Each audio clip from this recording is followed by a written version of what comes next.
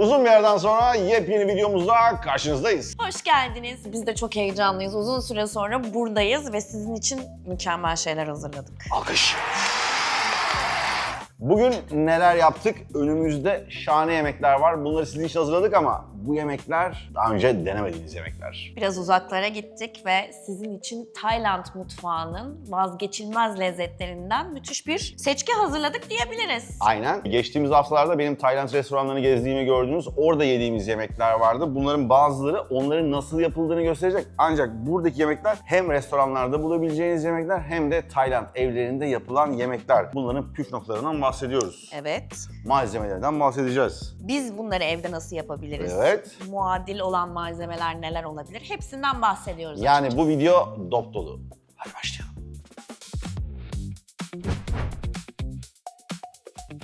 Bugün size bir köri hazırlayacağım. Körilerde de green köriler var, red köriler var, yani yeşil köriler var, kırmızı köriler var. Ancak aklınıza köri deyince bu sarı toz gelmesin. Bu sadece bizim ülkemizde olan bir baharat karışımı aslında. Köri demek aslında bir şeyin ezmesiyle hazırlanmış bir temel sos anlamına geliyor. Bunun içerisinde tabii ki bolca yeşil biber var, limon otu var, galangal var. Galangal aslında bir zencefil türevi bir ürün. Ancak bunun Türkçesi de var. Havlıcan. Evet, biz bunun genelde kurusunu kullanıyoruz ve havlıcanın tazesini de bu karışımın içerisinde bolca kullanılıyor. Olmazsa olmaz aslında içerisindeki umamiyi arttıran malzeme de burada kullanılan karides ezmesi. Kafir lime yaprakları var. Bunun böyle kokusu kokladığınız zaman gerçekten bir limon bahçesindesiniz, bir çiçek bahçesindeymişsiniz gibi yemeği canlandırıyor. Bunu burada bulabiliyor muyuz? Hayır, bulamıyoruz. Bulamadığınız için ne yapacaksınız? Herkes bu aralar Tayland'a gidiyor. Tayland'dan gelirken ne getirelim derlerse mutlaka kafir lime getirin deyin. Şimdi bu söylediğim malzemelerin hepsi normalde eziliyor, doğranıyor, bir havanın içerisinde püre haline getiriliyor. Ancak Tay biberi bulmak birazcık zor olduğu için marketlerde bulabileceğiniz bir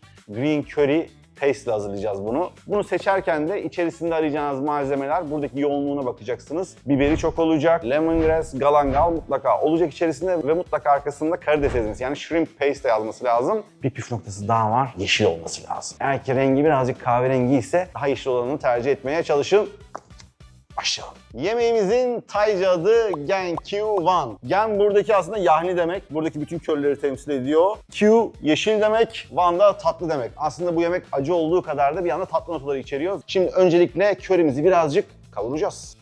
Tabii ki burada ayçiçek yağı kullanıyoruz çünkü Güneydoğu Asya'dayız. Tereyağı yok, zeytinyağı yok, başka yağlar yok. Şimdi bunu hafiften bir Hindistan cevizi sütüyle yumuşatacağım. Gerçekten muhteşem bir sebze kokusu sardı burayı şu anda. İçerisinde şimdi karides püresi olduğu için siz şey diye düşünebilirsiniz. Evet, bir balık ürünü içeriyor içerisinde ancak böyle balıksı bir koku yok. Burada kullanılanlar birazcık umami dediğimiz böyle ağzımızı sulandıran, beklemiş olan o ürünlerin vermiş olduğu tat için içerisinde bulunuyorlar. Böyle ufak parçalar halinde doğranmış tavuk kalça ekleyeceğim ama tavuğun bütün parçalarını da kullanabilirsiniz.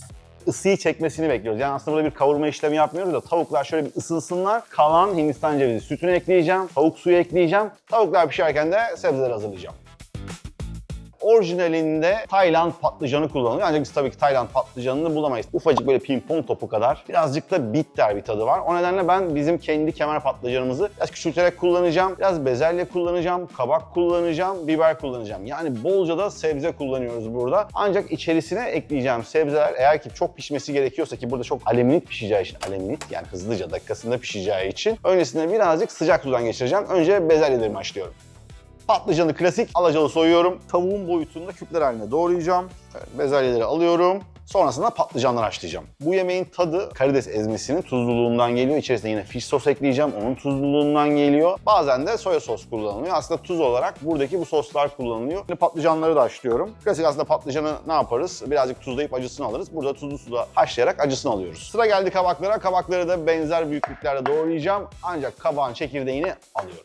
Tavuklar artık güzelce pişmeye yaklaştılar. Sebzeleri de şimdi artık içerisine ekleyebilirim. Şöyle güzelce karıştırıyorum. Tavuk suyu, sebze, sarımsak, birazcık da fish sos ekleyeceğiz. Epey yoğun, epey keskin, epey de tuzlu olduğunu unutmayın. Ve ne demiştik? Gankyu-wan. Aslında hem bir yahni hem yeşil ama aynı zamanda bir tatlılığı da var. Bunu da şekerle sağlayacağız. Orijinalinde palm şekeri, palmiye şekeri kullanılıyor. Ancak bunun için normal beyaz şeker ya da esmer şeker kullanabilirsiniz. Eğer sizin de Tayland'da arkadaşlarınız varsa ya da Tayland'a giden arkadaşlarınız varsa size mutlaka kafir lime yaprağı getirsinler. Bütün hikayeyi değiştiriyor.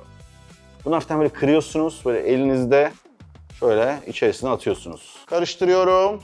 Yediğim yemeklere epey benziyor. Tayland yemeğinin kokusunu eğer bilmiyorsanız mutlaka bir Tay restorana gidin ve o muhteşem kokuyla böyle bir tanışmanızı istiyorum. Tabii ki bu restoranların iyisini nereden bulacağız diye düşünüyorsanız Tayland Ticaret Bakanlığı'nın bütün dünyada vermiş olduğu bir ödül var. Thai Select'i alabiliyorsanız eğer, ki bu epey zorlu koşullara bağlı, bu ibareyi kapıda gördüğünüz bütün restoranlara gönül rahatlığıyla girebilirsiniz. Orada gerçek bir Thai yemeği yiyeceğinizden emin olabilirsiniz. Çünkü denetleniyorlar, kullandıkları malzemelere bakılıyor. Ben de bunların en güzellerinden yediğim için şöyle bir koklayınca bile doğru yemeği yaptığımı biliyorum.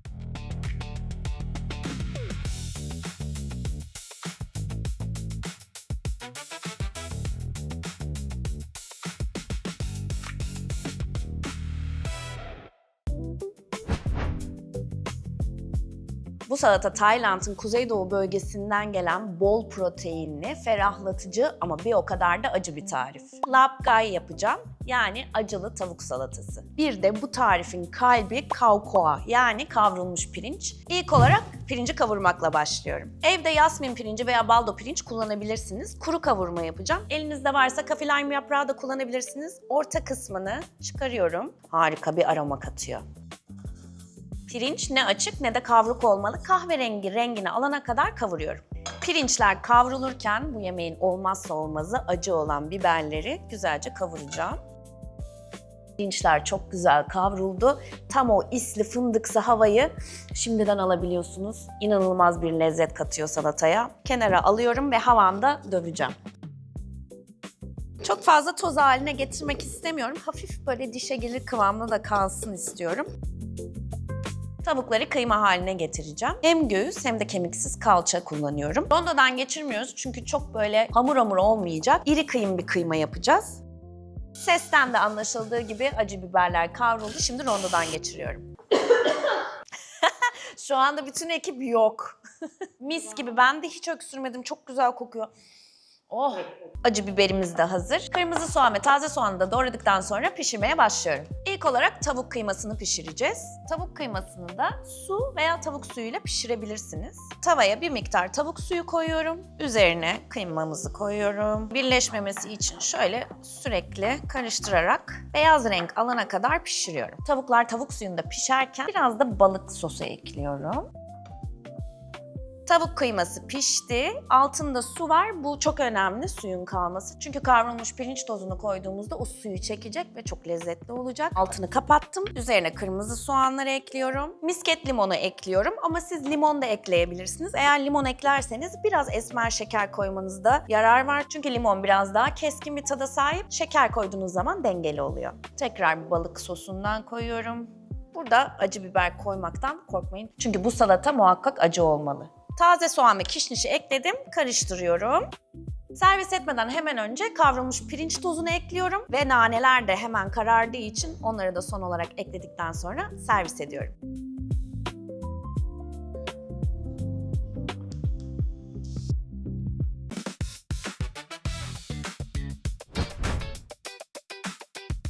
Tayland'da sokakta yürüyorsunuz, karnınız acıktı ve ne yiyeceğinize karar veremediniz. İşte tam o noktada verilen sipariş Pad Kra Pao. Bugün size evde en güzel nasıl yapılır onun tarifini vereceğim. Bol sarımsaklı, acılı, fesleğenli bir kavurma yemeği diyebiliriz aslında. Yanına güzel bir pilav ve kızarmış yumurtayla servis ediliyor. Biber ve sarımsakları havanda döverek başlıyorum.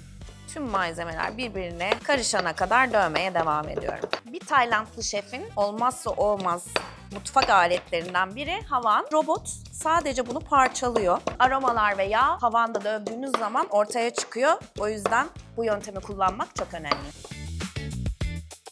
Wok tavamızı aldık. Isınmaya bırakıyorum. O sırada hemen hızlıca sosunu hazırlıyorum. Soya sosu, balık sosu, oyster sos. Palmiye şekerimiz olmadığı için esmer şeker. Çok az da su ekliyorum. Tavamız ısındı. Sıvı yağ ekliyorum. Sarımsak ve acı biber ezmesinden ekliyorum. Yağ bütün aromasını bırakacak ve ardından tavuk kıymasını ekleyeceğim. Hızlıca yapılması gereken bir yemek. 15-20 dakikada tadını çıkarabiliyorsunuz. Kapya biberleri de ekliyorum. Kavurmaya devam ediyorum. Yüksek ateş olması çok önemli. Ateşi hiç söndürmeyin. Şimdi sosu ekleme zamanı. Bu yemeğin olmazsa olmazlarından biri de yanında kızarmış yumurta. Ayçiçek yağını kızdırıyorum. Üzerine yumurtayı ekleyip dış kısmı çıtır olana kadar pişiriyorum. Her şey pişti. Şimdi yumurtanın üzerine güzel bir sos hazırlayacağız. Pirik nampla. Pirik biber, nampla da balık sosu demek. Taze acı biber, sarımsak. Üzerine balık sosu ve limon suyu ekledikten sonra hazır. Pad Krapao'nun orijinalinde Thai fesleğeni kullanılıyor. Biraz anason, biraz da karabiberli keskin bir tadı var. Türkiye'deki fesleğenin tadı tatlı, tam olarak ulaşamıyoruz o lezzete. O yüzden reyhanla birlikte kullanıyoruz. Fesleğen çabuk karardığı için servis etmeden hemen önce koyacağız. Her şey hazır, yumurtanın üzerine sosumuz hazır. Güzel bir pilavla birlikte servis ediyoruz.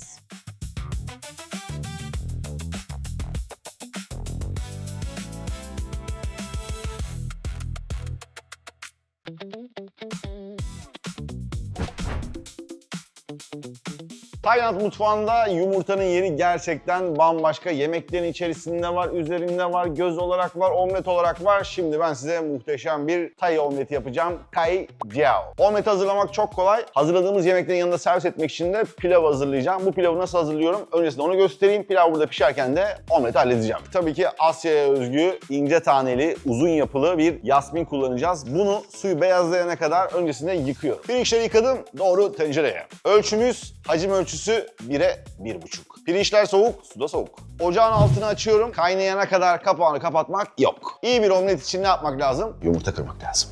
Adeta pürüzsüz olana kadar çatalla çırpacağım. Yumurta neredeyse hazır. Bu arada pirinçte kaynamayı gördük. Altını kısıyorum, kapağını kapatıyorum. Yumurtanın kıvamını nasıl anlıyoruz? Çırptınız, çırptınız, çırptınız. Kaldırdınız. Bakın böyle ufak takılmalar var mı? Çırpmaya devam. Yani yumurtanın beyazını tamamen kırıp sarısına geçirmek gerekiyor. Bakalım. Her şey yolunda. Tuz kullanıyor muyuz? Bu dersi geçmiştik. Tuz yok. Yine içerisinde fish sos kullanacağız. Birazcık renk versin diye taze soğan da kullanacağım. Çok az da karabiber. Hepsi bu kadar. Yine sıvı yağda kızartacağız. Aslında biz Avrupa tipi omletlerde dışının kızarık olmasını istemiyoruz. Ancak burada işler değişiyor. Birazcık bol yağda pişireceğiz. Bir anda kabarmasını istiyoruz. Bu nedenle yağın iyice ısınması lazım. Dışı kızarık bir omlet hazırlayacağız. Kızgın yağ, omleti dökeceğiz. Dışı çıtırdayacak, ters çevireceğiz. Altı da hafiften renk alınca ocaktan alacağız. Bitti gitti. Omlet hazır, pilav hazır, yemekler de hazır. Artık tadına bakabiliriz.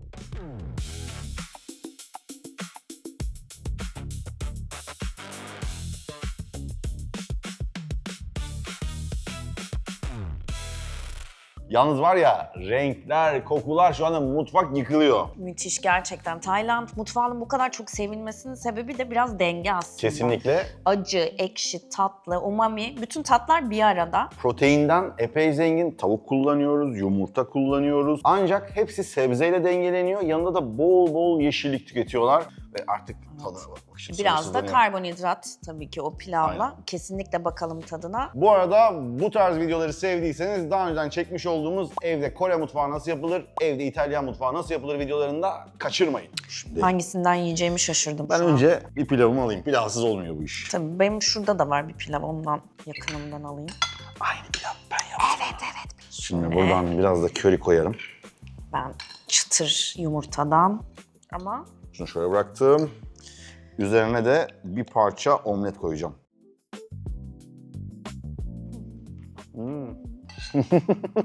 Bu gülme alttan gıdıklayan bir acı var. acı her yerde. Bu arada şöyle bir şey var. Ben özellikle green curry üzerinde söyleyeyim. İçerisinde kullanmış olduğunuz curry paste'in kalitesi gerçekten burada tadı tek belirleyen şey. Hindistan ceviz suyuyla beraber de yani gerçekten bir kremamsı hali lezzetli. var. Şimdi bence buradaki yumurta da bunu dengeleyecek. Bu arada dediğinde haklısın. Ben daha önceden green curry'e aşırı ön yargılıydım. Çünkü şimdiye kadar yediğim her yerde çok ağır ve yoğundu. O yüzden paste'in önemi var. Özellikle ben şeyde şaşırıyorum burada aslında. Kabak bizim için biraz daha sası diye bilinen bir lezzet. Patlıcan biraz daha öyle hissedilebilir. Haşlama versiyonu olduğu için. Burada gerçekten bu sosun içerisinde yumuşacık. Bu yumurtadan yedin mi? Tabii ki yedim. O fish sos balık gibi düşünebilirsiniz ama piştikten sonra balık lezzeti kalmıyor. Aksine daha böyle tuzlu, bir ağzınızı sulandıran farklı bir tadı var. Ben de şöyle Turkish çiğ köftemiz gibi. Böyle çıtır çıtır, hem bununla dengeli olur. Biraz acı çünkü bir salata bu. Ben onu gördüm sen yaparken. Acısı beni biraz korkutuyor. O zaman Yasemin'e başarılar Acı diliyorum seven önce. yer. Acı önce- seven yer.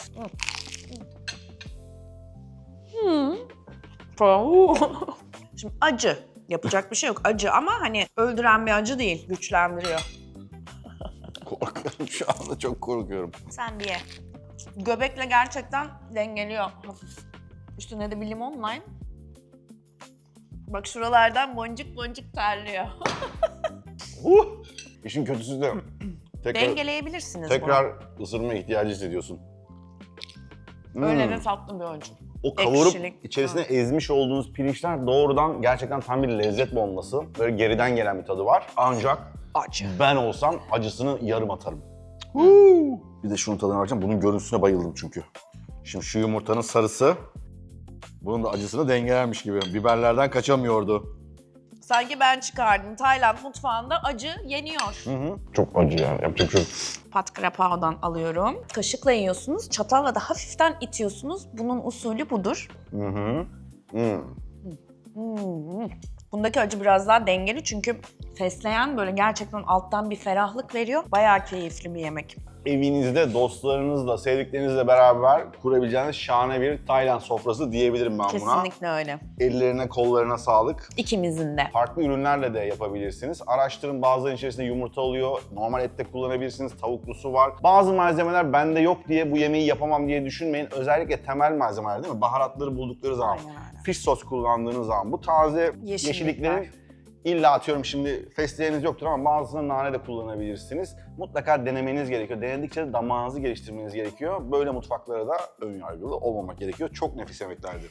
Çok nefis ve bence kesinlikle çok da sağlıklı. Eğer denerseniz de mutlaka bizimle paylaşmayı unutmayın. Biz çok çünkü hoşumuza gidiyor bizim yaptığımız tarifleri sizin mutfaklarınızda görmek. Hepinize şimdiden afiyet olsun.